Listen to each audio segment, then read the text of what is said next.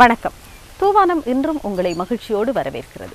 தூவானம் உங்களை பார்வையாளர்களாக மட்டுமல்ல, பங்குதாரர்களாகவும் ஆக்கிக் கொள்வதிலேயே மிகுந்த விருப்பத்தோடு இருக்கிறது என்பதை நீங்கள் நிகழ்ச்சியை பார்த்து ரசிக்கும் போது புரிந்து கொள்வீர்கள். சரி, வழமை போல் இன்று உங்களை முதலில் மகிழ்விக்க இருக்கிறது மொழி நடனம்.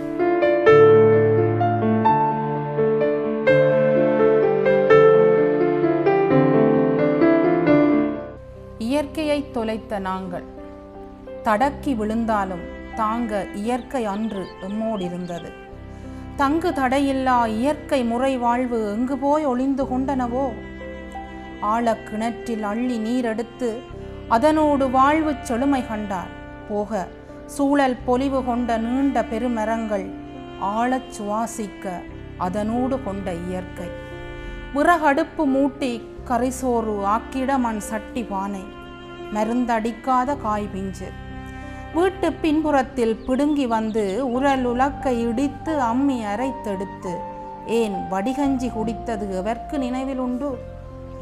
மருந்தடித்து வாடா மரக்கறி ஆக்கி ஒரு கிழமை குணவு ஃப்ரிட்ஜுக்குள் வைத்து மருந்துக்கு ஒரு மரத்தை காண கிடைக்காத நகரத்தில் மின்விசிறி போதாத ஏசிக்குள் உறைந்து தெறி அழுத்தி தொழில் வர புரிந்து தெவிட்டான ஞானம் காட்டி திக்குமுக்காட வைக்கிறது புதுமை. மண்டையில் கட்டி கருப்பையில் புற்று சிறுநீரில் கல்லு பெருங்குடலில் ஓட்டை, மார்பிலே கான்சர் எவர்க்குமே நீரிழிவு, எல்லையில்லா பிணி வாட்ட அடிமையாயினர் வையகத்தில். பிஞ்சுகள் விரலிடுக்கில் புகைத்தல் குடி போதை புதிதாக வரவு கண்டு தொந்தி சரிய கசிப்பும் பியரும் கால்வாசியோ அரைவாசியோ இல்லை ஈரல் என நீள்கிறது புதுமை வியப்பால். உருகி போகவும் உறைந்து போகவும் செய்கின்ற தினசரி செய்திகள், சிறுவர் வன்புணர்வு துஷ்பிரயோகம் கொள்ளை கொலை பேராசை குடிப்பழக்கம் குறுகு மனப்பான்மை எல்லை இல்லாது விரிந்து செல்லும் புதுமைகளின் விளைவுகள் நீளுமா இன்னுமென ஏங்க வைக்கிறது. புதுமை புதுமை என்று புதிசு கண்டவனுக்கு பெண்டாட்டி கூட புதிசு புதிசாய் தேவையான காலம் இது. திருக்குர்ஆனும் திருக்குறளும் ஏன் மூடி கிடக்கின்றன? இதிகாசமும் புராணமும் ஏன் இறந்து போய் விட்டனவா? நமக்கு பிறந்த குழந்தைகளுக்கு நமது சந்ததிக்கு அறக்கருத்துக்களை முளையிலே கற்றுக் கொடுக்க மறுத்தவன் யார்? குருட்டு சமூகத்தில் காலம் பின்னோக்கி நகர்ந்தேனும் பொருள் கொண்டு வாழட்டும். புதுமை இனி வேண்டாம், பழைமைக்கு சென்றிடுக. காதினிலும் கையினிலும் செல்போன்கள் சொருவி ஏதினி மீட்கப் போகின்றோம் எதிர்கால சந்ததியை? புதுமையும் புதிசும் வேண்டி வாழ்க்கையை தலைகீழாயாக்கியது மனித இனம் ஒன்றுதான். எங்கேனும் ஒரு மிருகம் தன் இயல்புகளை மீறி வாழ தலைப்பட்டு இருக்கிறதா? சிந்தியுங்கள். தம்மை வளர்த்து கொள்வதற்கு சிலருக்கு சந்தர்ப்பங்கள் சாதகமாக அமைகின்றன, வாய்த்து விடுகின்றன. சிலர் சந்தர்ப்பங்களை தாமாகவே உருவாக்கி கொள்கிறார்கள். ஆனால் உங்களை நீங்கள் வளர்த்து கொள்ள வேண்டும், இந்த கலை இலக்கிய துறையிலே நீங்களும் பலவற்றை கற்றுக்கொள்ள வேண்டும் என்பதற்காகத்தான் பட்டறை உங்களுக்கு பயிற்சியை தருகிறது. இன்றும் அதே பயிற்சிக்காக பட்டறை உங்களை அன்போடு அழைக்கிறது. கலைகளும் இலக்கியங்களும் நம்முடைய வாழ்வின் பல சிறந்த தருணங்களை ஏற்படுத்தி தருகின்றன என்பது உண்மை. சில சமயங்களில் அவையே வாழ்வுக்கு ஆதாரமாகவும் இருந்து விடுகின்றன.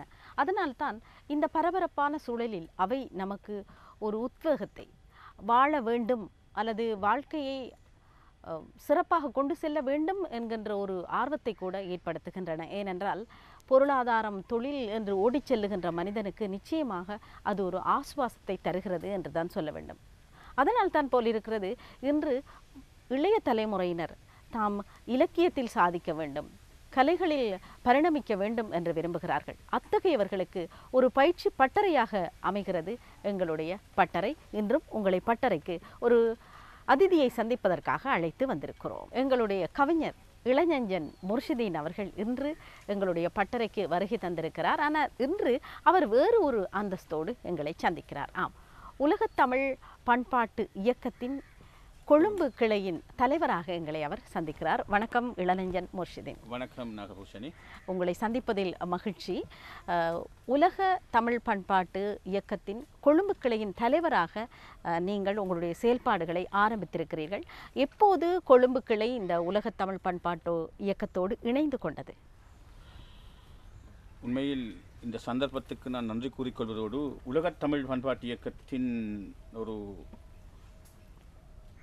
தீவிர அங்கத்தவனாகவும் இப்பொழுது உருவாக்கப்பட்டுள்ள கொழும்பு கிளையின் தலைவராகவும் உங்களுடன் என்னுடைய கருத்துக்களை பரிமாறிக்கொள்வதில் நான் மிகவும் மகிழ்ச்சி அடைகின்றேன். உலகத் தமிழ் பண்பாட்டு இயக்கத்தின் கிளை, குறிப்பாக அவர்கள் கிளைகளை உலகளாவிய ரீதியில் ஆரம்பித்துக் கொண்டிருக்கின்றார்கள். இலங்கையில் அதன் கிளைகள் ஆரம்பிக்கப்பட வேண்டும். ஏற்கனவே யாழ்ப்பாணத்திலும் ஒரு கிளை ஆரம்பிக்கப்பட்டு இருக்கின்றது. கொழும்பில் ஒரு கிளை ஆரம்பிக்கப்பட வேண்டும் என்ற வேண்டுகோள் விடுக்கப்பட்டதோடு அதனை தீவிரமாக அது உருவாக்கப்பட வேண்டும் என்பதில் அக்கறை காட்டியவர்கள் எமது உலகத் தமிழ் பண்பாட்டு இயக்கத்தின் தலைவர் பாக்கு சண்முகம் ஐயா மலேசிய நாட்டின் தலைவராக செயற்பட்டு கொண்டிருக்கின்றார். அத்தோடு பிரான்ஸ் நாட்டின் தலைவராக செயற்பட்டு கொண்டிருக்கும் எமது பண்பாட்டு இயக்கத்தின் துணைத் தலைவர் சரவணையூர் விசு செல்வராஜ் அவர்கள். அது மாத்திரமல்ல, எமது அமைப்பின் பொதுச் செயலாளராக விளங்கும் டென்மார்க் நாட்டைச் சேர்ந்த திரு தர்மகுலசிங்கம் அவர்களை நான் இங்கு ஞாபகப்படுத்திக் கொள்ள வேண்டும். ஏனென்றால் இந்த கிளையின் ஆரம்பத்திற்கு முதலாக உலகத் தமிழ் பண்பாட்டு இயக்கத்தோடு ஒரு நெருங்கிய உறவும் உணர்வும் உடன்பாடும் ஏற்படுவதற்கு எமது பொதுச் செயலாளர் திரு தர்மகுலசிங்கம் அவர்கள் பெரும் பங்களிப்பு செய்திருக்கின்றார் என்பதை நான் இந்த இடத்தில் நன்றியுடன் கூறிக்கொள்ள வேண்டும். நீங்கள் கிளையை பற்றி கேட்பதாக இருந்தால், எனக்கு இந்த இயக்கத்துடன் சுமார் 2015ஆம் ஆண்டில் தான் தொடர்பு ஏற்பட்டது. நான் மலேசிய நாட்டிற்கு ஒரு ஊடக விடயம் சம்பந்தமாக செல்ல இருந்த வேளையில் நமது டென்மார்க் நாட்டு தலைவர் தர்மகுலசிங்கம் அவர்கள், நீங்கள் இந்த மாநாட்டில் கலந்து கொள்ள வேண்டும், அதில் உங்கள் மூலம் அந்த தமிழ் மொழிக்கும் தமிழ் கலாச்சாரத்துக்கும் பங்களிப்பு செய்யலாம் என்ற ஒரு ஆர்வத்தையும் என்னுடைய உணர்வுகளை அடையாளம் கண்டவராக அந்த வாய்ப்பையும் ஏற்படுத்தி கொடுத்தார். அதில் நான் கலந்து கொண்ட பொழுது அது மிகவும் சிறப்பாகவும் ஒரு வெற்றிகரமாக இடம்பெற்ற ஒரு மாநாடு. அந்த மாநாட்டில் கலந்து கொண்ட பின்னர் நான் இன்னும் என்னை தமிழ் மொழியோடும் அந்த தமிழ் உணர்வுகளோடும் உணர்வாளர்களோடும், அல்லது மலேசிய மாத்திரமல்ல, இது சர்வதேச ரீதியில் அங்கீகாரம் பெற்ற ஒரு அமைப்பு, நான் ஒரு சர்வதேச ரீதியில் அடையாளம் காட்டப்பட்டவனாக இன்னும் என்னை நான் நினைத்து கொண்டேன். இந்த காலகட்டத்தில் தான் தலைவர் திரு பாக்கு சண்முகம் ஐயா அவர்கள், அத்தோடு பிரான்ஸ் நாட்டு தலைவர் விசு செல்வராஜ் அவர்கள் என்னுடன் அடிக்கடி தொடர்பு கொண்டு கொழும்பு கிளையை ஆரம்பிக்க வேண்டும் என்பதில் என்னை உற்சாகப்படுத்தி கொண்டே இருந்தார்கள். நானும் அதற்குரிய சந்தர்ப்பத்தை பார்த்து கொண்டு தான் இருந்தேன். ஏனென்றால் கிளையை ஆரம்பிப்பது என்பது வேறு. ஒரு இயக்க ரீதியில் எனக்கு பல அனுபவங்கள் உண்டு.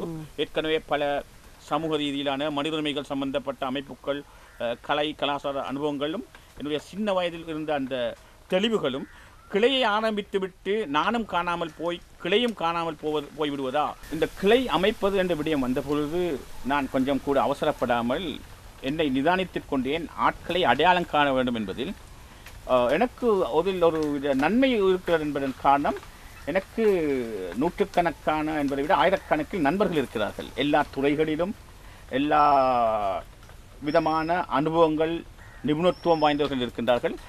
கீழ்மட்டத்திலிருந்து மேல் மட்டத்தில் இருக்கின்றார்கள் என்றால் நான் எல்லா தரப்புடனும் நெருக்கமாகவும் இரக்கமாகவும் பழகுபவன் என்பதனால் அது எனக்கு கை கொடுத்தது. அதில் என்னுடைய நான் அடையாளம் கண்ட நண்பர்களை நான் தனிப்பட்ட முறையில் தொடர்பு கொண்டு வேண்டும் என்று எண்ணிக்கொண்டிருந்த பொழுதுதான் எங்களுடைய துணைத் தலைவர் சரவணையூர் விசு செல்வராஜ் அவர்கள் அடிக்கடி தொடர்பு கொண்டு, நாங்கள் வரப்போகிறோம், தலைவர் வரப்போகிறார், எனவே நாங்கள் ஆரம்பித்தால் நல்லது என்ற ஒரு உந்துதலை கொடுத்து கொண்டிருந்தார். எங்களுடைய தலைவர் பாக்கு சண்முகம் ஐயா ஒரு மிகவும் நல்ல நேர்மையான ஒரு மனிதர், எதையும் வெளிப்படையாக பேசும் தன்மை கொண்டவர், தவறு என்றால் தவறு, கருப்பு என்றால் கருப்பு, வெள்ளை என்றால் வெள்ளை என்று சொல்லக்கூடிய ஒருவர்.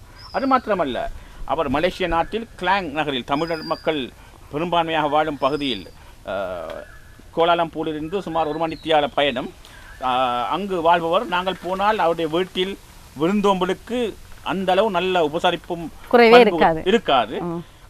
மிகவும் இந்த பண்புகளும் இந்த உலகத்தமிழ் பண்பாட்டு இயக்கத்திற்குள் என்னை மிகவும் ஈர்த்துவிட்ட ஒரு சூழ்நிலையில் அவர் இலங்கைக்கு வரப்போகிறார் என்றும், எங்களுடைய செயலாளர் டென்மார்க்கிலிருந்து தர்மகுலசிங்கம் வரப்போகிறார் என்றும், அது மாத்திரமல்ல இதன் முன்னாள் தலைவர் அமெரிக்காவிலிருந்து வேலுப்பிள்ளை ஐயா அவர்களும் வரப்போகின்றார் என்றெல்லாம் தகவல்கள் வந்த பிறகு நான் ஒரு குறுகிய காலகட்டத்திற்குள் 1 மாத காலத்திற்குள் கொஞ்சம் வேகமாக ஓட வேண்டிய ஒரு நிர்பந்தத்திற்கு உள்ளானேன்.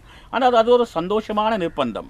சில நிர்பந்தங்கள் சந்தோஷமாக இருக்கும், சில சுகங்கள் சோகமாக இருக்கும், சில சுகங்கள் சோகத்துக்கு அப்பால் இருக்கும் என்பது போல் அந்த நிர்பந்தத்தின் காரணமாக நான் எனக்கு அடையாளம் கண்ட இவர்களால் இதனை கொண்டு செல்ல முடியும் என்பவர்களும் மாத்திரமல்ல, எனக்கு நம்பிக்கைக்குரியவர்கள் என்று நான் அடையாளம் கண்டவர்கள். இவர்கள் தமிழ் மொழியோடும் கலாச்சாரத்தோடும் மாத்திரமல்ல, எதிர்காலத்தில் நான் இந்த அமைப்பில் இல்லாத காலகட்டத்தில் இதனை கொண்டு செல்லக்கூடியவர்கள் என்று நான் அடையாளம் கண்டவர்களாக என்னுடைய முக்கியமான நண்பர்களை தொடர்பு கொண்டேன். அவர்களுடன் ஒரு கலந்துரையாடலை வைத்தேன்.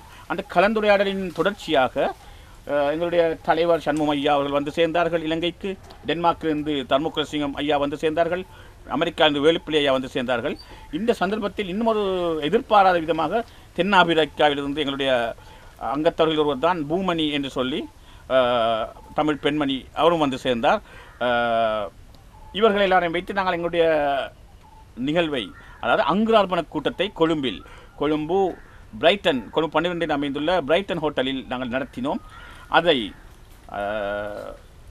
அதாவது நல்ல ஒரு ஆங்கில வார்த்தை இருக்கிறது, அதை நாங்கள் சிம்பிளாக சொன்னாலும் அதனை ஒரு சிறிய விடயமாக செய்தாலும் ஒரு பெரும் வடிவத்தில் ஒரு சாதனையாக செய்து முடித்தோம்.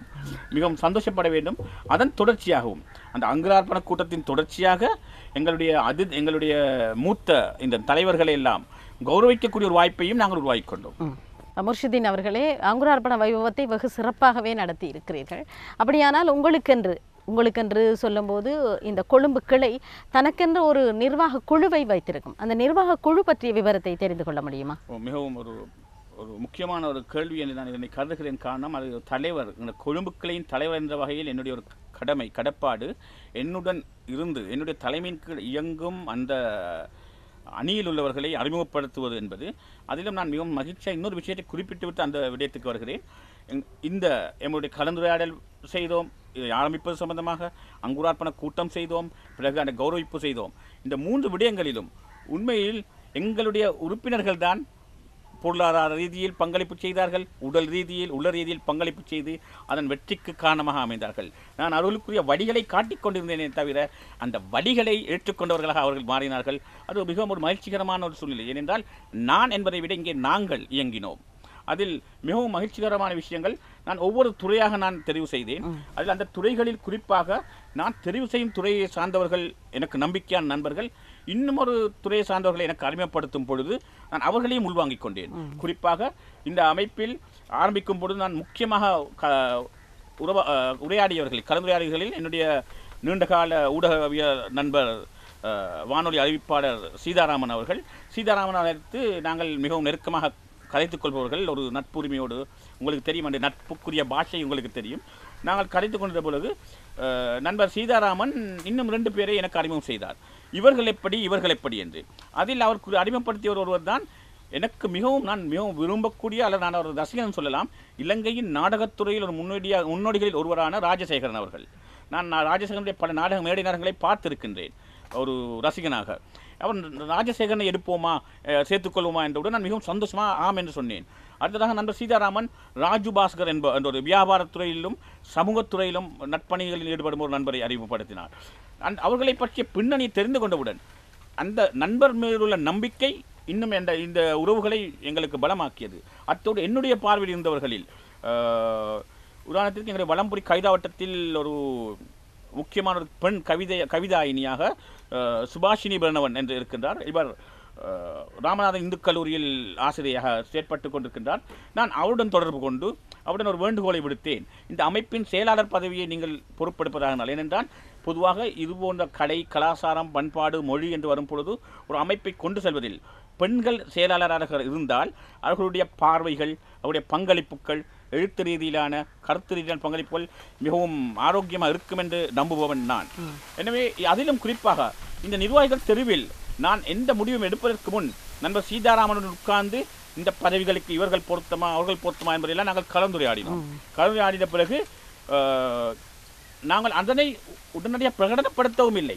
எங்களுடைய தலைவர் பாக்கு சண்முகம் ஐயா அவர்கள் இலங்கை வந்த பிறகு அவர் என்ன சொன்னார் என்றால், அவரும் செயலாளர் தர்மகுலசிங்கம் சொன்னார்கள், நிர்வாகத் தெரிவு திறந்த வெளியில் ஒரு திறந்த முறையில், அதாவது மறைமுகமாக அவரை நாங்கள் இவரை நாங்கள் அல்லது நான் என்னை சுயமாக தலைவராக பிரகடனப்படுத்தி கொண்டு வருவது என்றெல்லாம் வந்தால் நாங்கள் காணாமல் போய்விடுவோம். அதிருப்திகள் தான் நிறையும் என்பதனால் நீங்கள் திறந்த முறையில் பொதுவாக அந்த நிர்வாகத்தை தெரிவு செய்யுங்கள் என்று சொன்னார். அந்த நிலையை நாங்கள் அங்குரார்ப்பண கூட்டத்தில் நண்பர் சீதாராமன் என்னை தலைவராக பிரேரணை செய்தார். அதன் பிறகு நாங்கள் இதற்கு தகுதியான ஒவ்வொருவரை பிரேரித்தோம். அதிலும் குறிப்பாக நாகபூஷணி, நான் மகிழ்ச்சியுடன் சொல்ல வேண்டும், நான் ஒவ்வொரு அமைப்புகள் துறைகள் என்ற தொடர்புகள் உள்ளவன் என்ற வகையில் வலம்புரி கைதா வட்டத்திலிருந்து நான் உள்வாங்கியவர் தான் சுபாஷினி பிரணவன் என்ற ஒரு பெண் கவிஞர். அவர் நன்றாக ஈடுபட்டு ஆர்வத்துடன் செயற்படக்கூடிய ஒருவர், பல திறமைகளை தன்னகத்தை கொண்டவர். அதுபோல் என்னுடைய மனித உரிமைகள் அமைப்பில் ஒன்றை நான் இயங்கிக் கொண்டிருக்கின்றேன். அதில் ஒரு நேஷனல் டிப்யூட்டி நேஷனல் கோஆர்டினேட்டர் பிரதி தேசிய அமைப்பாளராக இயங்கிக் கொண்டிருக்கும் வர்த்தகத்துறையில் ஈடுபட்டு கொண்டிருக்கும் நண்பர் திலகராஜ் என்பவர். இவர் மலையக மண்ணை சார்ந்தவர். மலையக மக்களுக்காக பல விதமான சமூக சேவையில் ஈடுபட்டு கொண்டிருப்பவர். அவரில் நான் பல திறமைகளையும் பல நேர்மைகளையும் கண்டிருக்கின்றேன் என்பதனால் அவருடன் கதைத்து அவரை பொருளாளராக இந்த அமைப்புக்குள் நான் உள்வாங்கிக் கொண்டேன். அவரும் இதற்குள் வந்த ஒவ்வொருவரும் மனப்பூர்வமாக ஏற்றுக்கொண்டார்கள். அதுபோல் கேஷாயினி எட்மன் என்ற ஒருவர், இவர் மட்டக்களப்பு மாவட்டத்தைச் சேர்ந்தவர். இவர் இப்பொழுது மொரட்டுவை பல்கலைக்கழகத்தில் கட்டட நிர்மாணத்துறையில் பட்டப்படிப்பை மேற்கொண்டிருக்கின்றார். இவரும் ஒரு பெண் கவிஞர், பெண்ணியல் துறையில் ஈடுபட்டிருப்பவர் என்று. அது மாத்திரமல்ல, எமது இலங்கை மனித உரிமைகள் அமைப்பின் பொருளாளராக செயற்பட்டு கொண்டிருக்கும் இர்ஷாட் என்பவர் மிகவும் திறமையாக அமைப்பு வேலைகளை செய்யக்கூடியவர், திறமையாக செயற்படக்கூடியவர், பல தொடர்புகளுக்கு காரணமாக அமைப்பவர். நான் அவரையும் உள்வாங்கிக் கொண்டேன். காரணம், இதற்குள் பலதரப்பட்டவர் இருந்தால் நாங்கள் எதிர்காலத்தில் பல திட்டங்களை வைத்திருக்கின்றோம். அதை நான் உங்களுடன் பகிர்ந்து கொள்வேன். எனவே இப்படி பலதரப்பட்ட திறமை கொண்டவர்கள் இருந்தால்தான் பல மலர்கள் கொண்ட ஒரு பூந்தோட்டமாக இருக்கும், மலர்ச்சோலையாக இருக்கும். ஒரே வகையான பூக்களை வைத்துக் கொண்டிருந்தால் அலுப்பாக இருக்கும் என்று கருதுபவன் நான். எனவே என்னுடைய அனுபவங்களின் வெளிப்பாடுகளாக, ஏனென்றால் தலைமைத்துவத்தின் நான் என்ன படித்த ஒரு விடயம், தலைமைத்துவ பண்புகளில் ஒன்றுதான் தகுதியானவர்களை அடையாளம் காண்பது. தகுதியானவர்களை அடையாளம் கண்ட பிறகு அவர்கள் எங்களுக்கு எதிரியாக இருக்கலாம், ஆனால் தகுதியானவர் என்றால் அவரை உள்வாங்கிக் கொள்ளும் தன்மை, மனோபக்குவம் ஒரு தலைமைத்துவம் இருக்க வேண்டும். அதில் நான் தெளிவாக உள்ளவன் என்ற வகையில் நான் பலதரப்பட்டவர்கள் உள்வாங்கி இருக்கின்றேன். எனவே இந்த நிர்வாகக் குழுவில் யாழ்ப்பாணத்தைச் சேர்ந்த செல்வி ஜெயந்தி, அவர் அங்கு ஆசிரியராக கடமையாற்றிக் கொண்டிருக்கின்றார். இப்படி பலதரப்பட்டவர்கள் இருக்கின்றார்கள் என்பதை மிகவும் மகிழ்ச்சியாகவும், இன்னும் சந்தர்ப்பங்கள் வரும்போது இவர்கள் இந்த நாட்டில் நாங்கள் பல நிகழ்வுகளை நடத்தும் பொழுது முன்வந்து தங்களுடைய பங்களிப்பை செய்ய இருக்கின்றார்கள் என்ற நல்ல செய்தியை நான் கூறிக்கொள்ள. நிச்சயமாக. ஏனென்றால் நீங்கள் சொன்னீர்கள் தலைமைத்துவத்துக்குரிய பண்பு சரியானவர்களை, பொருத்தமானவர்களை இனம் காண்பது என்று. அந்த வகையில் உங்களுடைய நிர்வாக குழு மிக சிறப்பாக தெரிவு செய்யப்பட்டிருக்கிறது. இந்த நிர்வாக குழு தெரிவு செய்யப்பட்டவுடன் இந்த இயக்கம் சார்பில் உங்களுடைய முதல் கடமை என்னவாக இருந்தது? ஒரு நல்ல கேள்வியை கேட்டீர்கள் நாகபூஷணி. கிளையை அமைத்து விட்டோம். இப்பொழுது நான் ஒரு விஷயம் செய்தேன். கிளை அமைத்தவுடன் ஏனைய அமைப்புகளைப் போல் உடனடியாக தொலைக்காட்சி, வானொலி, பத்திரிகைகளுக்கு செய்திகளை கொடுத்து என்னுடைய படத்தை அனுப்பி இவர் தலைவராக தெரிவு செய்யப்பட்டிருக்கின்ற அந்த விளம்பரங்கள் செய்ய வேலை எதுவும் நான் செய்யவில்லை. ஏனென்றால் ஆங்கிலம் சொல்வார்கள் ஸ்லோ அண்ட் ஸ்டடிலி என்று சொல்லி, தட் இஸ் த ஸ்ட்ரென்த், அதுதான் ஒரு பலமாக இருக்கும் என்று நான் கருதுகிறேன். எனவே நான் அந்த விளம்பரங்களை கொடுக்காமல், இப்போ ஒரு தகுதியான நிர்வாகக்குழு இருக்கின்றது, நாங்கள் 2-3 முறை சந்தித்துக் கொண்டோம். அதிலும் குறிப்பாக நீங்கள் கேட்ட கேள்வி ஒரு உயிரோட்டமான கேள்வி. அதாவது நாங்கள் எதை முதலில் செய்ய போகிறோம் என்ற விஷயம். ஆனால் எனக்கு இன்னும் சில விஷயங்கள் இருந்தன, சில விஷயங்களை கடக்க வேண்டிய ஒரு நிலைமை இருந்தது எனக்கு. ஏனென்று சொன்னால், எங்களுடைய கிளையை நாங்கள் இலங்கையில் பதிவு செய்ய வேண்டும். பதிவு செய்ய வேண்டிய ஒரு அமைப்பாக மாற்றுவது எங்களுடைய ஒரு பொறுப்பு, நிர்வாக குழுவுக்கு ஒரு பொறுப்பு. அப்படி பதிவு செய்தால் இந்த நாட்டின் கலாச்சார அமைச்சினூடாக இந்த தமிழ் மொழிக்கும் கலாச்சாரத்துக்கும் உரிய பங்களிப்பை செய்வது எங்களுக்கு இன்னும் இலகுவாகவும் இருக்கும். நாங்கள் அடையாளம் காணப்பட்ட ஒரு அமைப்பாக இன்னும் பலமாகவும் விளங்குவோம் என்பது ஒன்று. இதற்கிடையில் எங்களுடைய மலேசியாவில் கடந்த மாதம் எங்களுடைய ஆளுநர் சபை கூட்டம் இடம்பெற்றது. அதிலும் எல்லாம் வல்ல இறைவனின் கிருபையால் அந்த ஆளுநர் சபை உறுப்பினர்களில் நானும் ஒருவனாக இருக்கின்றேன் என்பதால் கலந்து கொள்ள வேண்டிய நிலை இருந்தது. அப்போது எங்களுடைய தலைவர் உங்களுடைய நிர்வாகக்குழுவில் உள்ளவர்களையும் நீங்கள் அழைத்து வரலாம் என்ற ஒரு வாய்ப்பையும் தந்தார். அதில் என்னுடைய துணைத் தலைவர் சீதாராமன் அவர்களும் என்னுடன் இணைந்து கொண்டார்கள். ஒரு வெற்றிகரமான ஒரு பயணமாக அது அமைந்தது.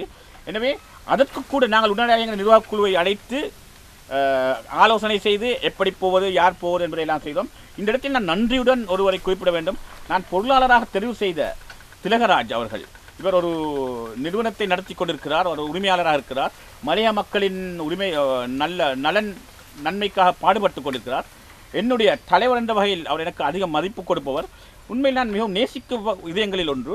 நான் அவரிடம் பொறுப்பை படைத்தேன். இங்கிருந்து போகின்றவர்கள், மலேசியாவுக்கு போகின்றவர்கள் கடந்த மாதிரிக்கு நீங்கள் தான் அதற்கு ஏற்பாடுகளெல்லாம் பொறுப்படுத்த செய்ய வேண்டும் என்று மிகவும் நேர்த்தியாகவும் அழகாகவும் பொறுப்பாகவும் நாங்கள் போய் வரும் வரை அந்த விடயங்களை ஏற்பாடு செய்திருந்தார். அது நான் இந்த இடத்தில் என்னுடைய நிர்வாக குழுவில் உள்ளவர்களிலே எந்த அளவுக்கு தகுதியானவர்களும் பொறுப்பானவர்களும் தலைமைத்துவத்துக்கு கட்டுப்படக்கூடியவர்களும் இருக்கின்றார்கள் என்ற செய்தியையும் நான் இந்த இடத்தில் கூற வேண்டும். அந்த சந்தோஷத்தில் நான் கடந்த மாதம் மலேசியாவில் ஆளுநர் சபை கூட்டம் நடைபெற்ற பொழுது அங்குள்ளவர்கள் எங்களிடம் வேண்டுகோள் விடுத்தார்கள்.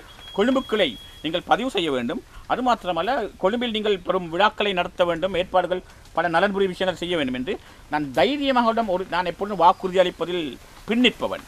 வாக்குறுதி அளிக்காமல் அந்த விடயத்தை முடித்து காட்டுவதுதான் என்னுடைய ஒரு வழக்கம். ஆனால் அவர்கள் நான் கொடுத்த ஒரே ஒரு விடயம் என்று சொன்ன ஒரே ஒரு விடயம், என்னிடம் ஒரு நல்ல நிர்வாக குழு இருக்கின்றது, எங்களால் முடியும், நீங்கள் வாருங்கள், எங்களால் முடிந்ததை நாங்கள் செய்து காட்டுவோம், எல்லாமே செய்வோம் என்றல்ல, எங்களால் முடிந்ததை செய்து காட்டுவோம் என்று எல்லாம் வல்ல இறைவனின் நம்பிக்கை வைத்த நான் அந்த வார்த்தையை நான் கொடுத்தேன்.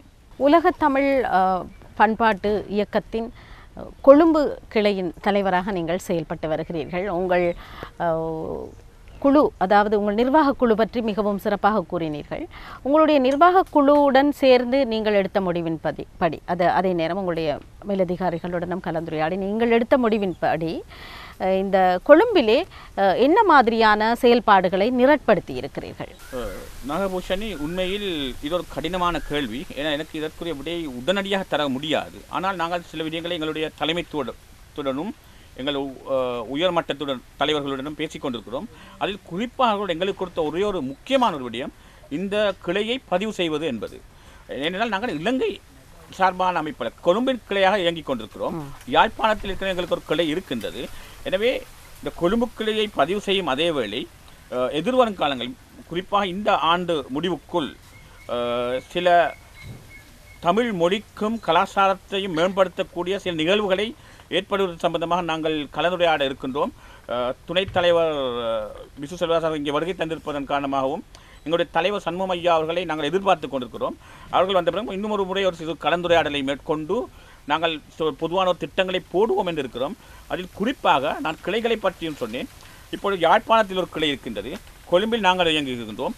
மட்டக்களப்பு மாவட்டம், இப்போ வடக்கு, கிழக்கு, தென்பகுதி, அதன் மத்திய பகுதி என்றெல்லாம் நாங்கள் கொஞ்சம் இதனை விரிவுபடுத்த விரும்புகிறோம். ஏனென்றால் அது விரிவுபடுத்தப்படும் பொழுது தமிழ் மொழியின் ஆட்சியும் கலாச்சாரம் பண்பாடுகளை விரிவுபடுத்தக்கூடிய வாய்ப்பு எங்களுக்கு கிடைக்கும். என்றால் நாங்கள் கொழும்பு கிளை என்ற நிலைக்கு ஒரு குறுகிய வட்டத்திற்குள் இருக்க மாட்டோம் என்ற நிலையில். நிச்சயமாக இப்போது எங்களுடைய இந்த நேர்காணலை பார்ப்பவர்கள் நிச்சயமாக தமிழ் ஆர்வலர்கள் இதிலே அங்கத்துவம் பெறுவதற்கு விருப்பம் உள்ளவர்களாக இருக்கலாம். அப்படி அங்கத்துவம் பெற வேண்டுமானால் அவர்கள் யாரை தொடர்பு கொள்ள வேண்டும், எப்படி தொடர்பு கொள்ள வேண்டும், அவர்களுக்கு அங்கத்துவம் பெறுவதற்கு வாய்ப்பு இருக்கிறதா? மிகவும் மகிழ்ச்சியான ஒரு விஷயம் நாகபூஷணி. ஏனென்றால் நாங்கள் இதை விரிவுபடுத்துவோம் என்ற வார்த்தையை பாவித்தோம். இதை விரிவுபடுத்தும் பொழுது சில நேரங்களில் நாங்கள் கிளைகளை ஆரம்பிப்பதற்கு முன்பதாகவே சில பிற மாவட்டங்களில் உள்ளவர்கள், ஆர்வம் உள்ளவர்கள் இதற்குள் தொடர்பு கொள்ளலாம். இதற்குரிய அடிப்படை தகுதி தமிழ் மொழியை நேசிப்பவர்களாக இருக்க வேண்டும். கவிஞர் பாரதிதாசன் சொன்னது போல் தமிழுக்கு அமுதென்று பேர், இன்பத் தமிழ், இந்த தமிழ் எங்கள் உயிருக்கு நேர் என்று சொன்னது போல் தமிழை யார் யார் நேசிக்கின்றார்களோ அவர்களுக்கு இந்த கதவுகள் திறந்து கிடக்கும். தமிழை வளர்ப்போம் என்ற ஆர்வத்தோடும் எங்கள் அமைப்பை வளர்ப்போம் என்ற ஆர்வத்தோடும் எங்களுடைய ஒற்றுமையை பாதுகாப்போம், தமிழ் இனத்தின் ஒற்றுமையை பாதுகாப்போம், தமிழ் பேசும் இனங்களின் ஒற்றுமையை பார்க்கும் என்ற ஆர்வத்தோடும் வருகின்றவர்களுக்கு என்றும் திறந்திருக்கும். அவர்கள் தலைவர், கொழும்பு கிளையின் தலைவராக நான் இருப்பதனால் என்னுடன் தொடர்பு கொள்ளலாம். என்னுடைய செயலாளர் சுபாஷினி பிரணவன் அவர்களுடன் தொடர்பு கொள்ளலாம். என்னுடைய பொருளாளர் திலக்ராஜ் அவர்களுடன் தொடர்பு கொள்ளலாம். அல்லது துணைத் தலைவர் சீதாராமன் இலங்கை ஒலிபரப்பு கூட்டத்தாபனத்தில் கடமையாற்றி கொண்டிருக்கின்றார், அவருடன் தொடர்பு கொள்ளலாம். அல்லது எங்களுடைய உதவி செயலாளர் ராஜசேகரன், சிரேஷ்ட நாடக நடிகர், அவருடன் தொடர்பு கொள்ளலாம். இப்படி யாருடன் தொடர்பு கொண்டு அவருடைய விண்ணப்பங்களை சமர்ப்பிக்கும் பொழுது எங்களுடைய நிர்வாகக் குழு தகுதியானவர்களை உள்வாங்கும். அதுக்கு நாங்கள் தயாராக இருக்கிறோம்.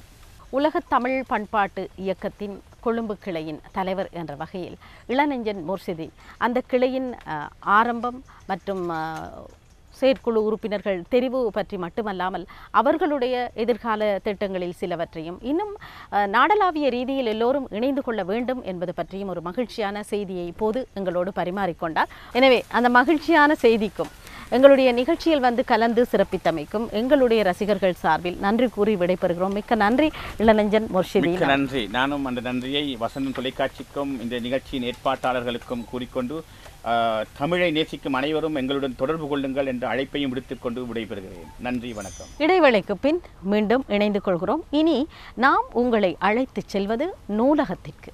புத்தகம் ஒரு சிறந்த நண்பன் மட்டுமல்ல, ஒரு சிறந்த வைத்தியரும் கூட. ஆம், புத்தகங்கள் நாங்கள் வாசிக்கும் போது மனம் ஒருநிலைப்படுகிறது, அது நமக்கு ஒரு சிறந்த ஆறுதலை தருகிறது என்று இப்போது நிபுணர்கள் சொல்கிறார்கள். அதற்காக மட்டுமல்ல, உங்களில் அநேகர் புத்தகம் வாசிப்பதில் ஆர்வம் உள்ளவராக இருப்பீர்கள். உங்களுக்கு ஒரு புத்தகத்தை அறிமுகப்படுத்தும் நோக்கோடு இன்றும் உங்களை நாங்கள் நூலகத்திற்கு அழைத்து செல்கிறோம்.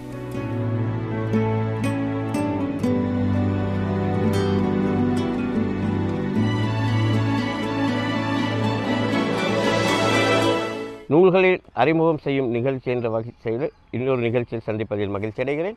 உண்மையிலே நான் இங்கு பேசுகின்ற நூல்கள் என்றது அப்பால் இந்த நூல்களை பற்றி பேசுகின்ற இந்த நிகழ்வே ஒரு தொடர்பாடல் தான். ஆகவே இந்த தொடர்பாடல்களை பற்றிய இன்றைய காலகட்டத்தில் ஏற்பட்டிருக்கும் கருத்து மாற்றங்கள், பல கருத்துக்கள் வந்துகின்ற தொடர்பாடல் என்றால் என்ன என்று முன்பு சொல்லப்பட்ட நிலையிலிருந்து தொடர்பாடலை பற்றிய புதிய பரிமாணங்கள், புதிய விளக்கங்கள் கிடைத்திருக்கின்றன, புதிய அர்த்தங்கள் கொடுக்கப்பட்டிருக்கின்றன. முன்பு ஒரு செய்தியை ஒருவர் அனுப்புவார், அதை ஒரு சேனல், அதாவது ஒரு ஊடகத்தின் மூலம் ஒரு பெறுவார் என்ற ஒரு 3 விஷயத்தை மட்டுப்படுத்தப்பட்ட, முடிந்தால் அதுக்கிடையில் எதிர்வினையாக்கம் அல்லது ஃபீட்பேக் என்று சொல்வார்கள், அல்லது நோய்ஸ், ஒரு இரைச்சல் என்று சொல்வார்கள்.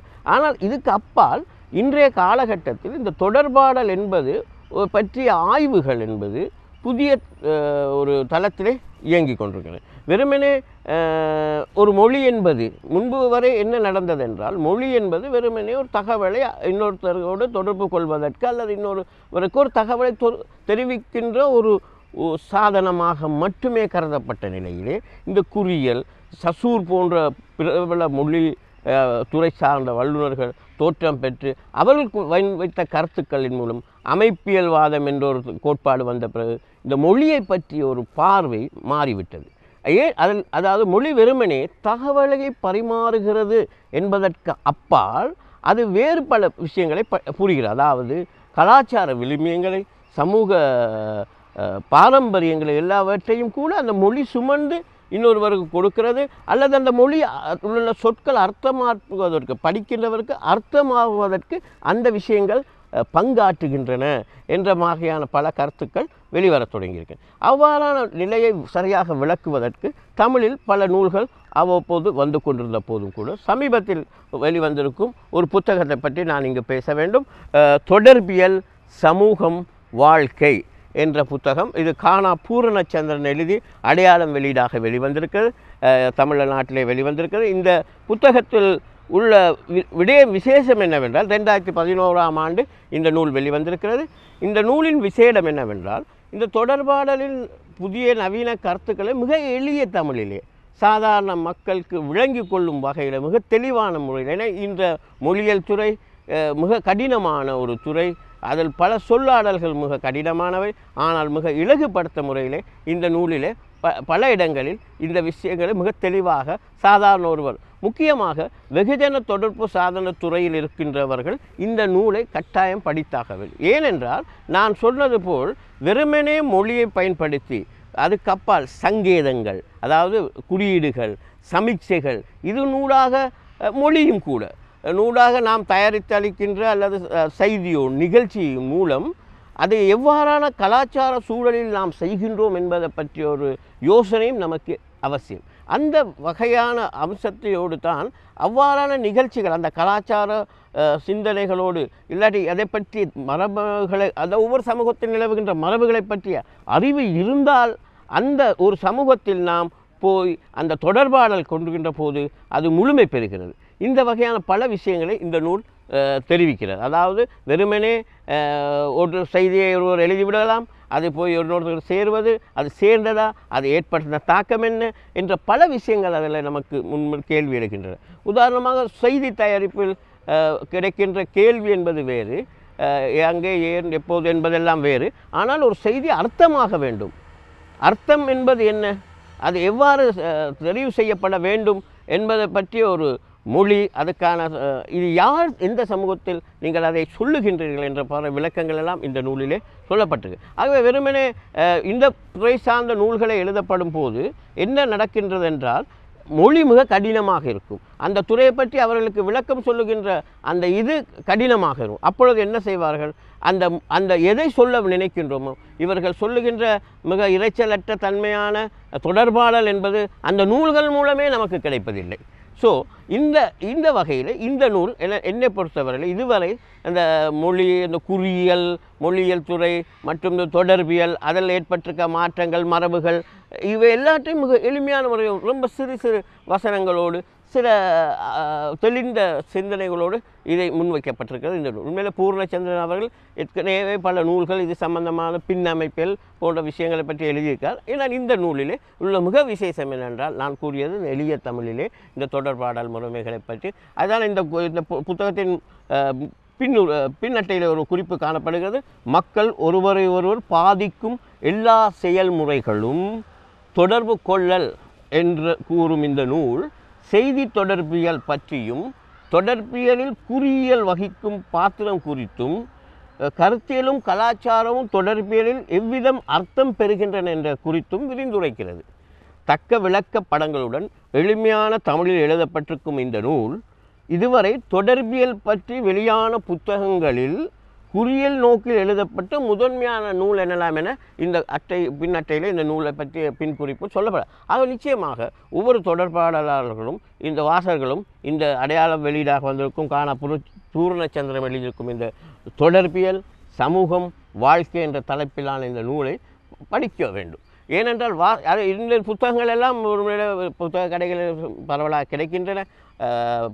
பல நூலகங்கள் இங்கே கொழும்பு அல்லது இலங்கை நூலகங்கள் கூட இந்த புத்தகங்களை பெற்றிருக்க. அது மட்டுமல்ல, இந்த வெகுஜன தொடர்பு துறை சாதன துறையில் பயிற்சி பெற்றவர்கள் நிச்சயமாக அவர்களுடைய நிறுவனங்களுக்கு இத்தகைய நூல்களை நாங்கள் பரிந்துரை செய்ய வேண்டியிருக்கு. ஏன்னா இந்த நூல்கள் தான் இந்த புதிய தலைமுறை வெகுஜன தொடர்பு சாதன ஊடக துறையில் இருக்கின்றவர்கள் பயிற்சி பெறுகின்றவர்கள் இந்த நூல்களை படிக்கின்ற பொழுதுதான் ஒரு தெளிவான இந்த தொடர்பாடல் முறைமையில் ஏற்பட்டிருக்கும் சமகால மாற்றங்கள், வெறுமனே ஒரு கருவிகளை கையாளுவதற்கு அப்பால் மொழி, அந்த சமூக சூழல், கலாச்சாரம் எவ்வாறெல்லாம் அதில் பங்கு பெறுகின்றது என்ற விஷயத்தை எல்லாம் இத்தகைய நூல்கள் மிக விளக்கமான ஒரு நிலையில் மிக தெளிந்த மொழியிலே இதை பற்றிய பல ஆங்கில நூல்கள் வெளிவந்திருக்கின்றன. அந்த நூல்கள் விட அத்தகைய நூல்களை தமிழ் மயப்படுத்தப்பட்ட ஒரு சாரம்சத்தை தமிழில் மயப்படுத்தி இந்த நூலை பூரணச்சந்திரன் தந்திருக்கிறார். அந்த வகையில் எல்லா ஊடக நண்பர்களும் வாசகர்களும் இதை தேடி படிக்க வேண்டும் என்பது எமதாகவும் வேண்டுகோளாகும் என கூறி அடுத்த ஒரு நிகழ்வில் சந்திப்போம் என கூறி விடைபெறுகிறேன். நன்றி, வணக்கம்.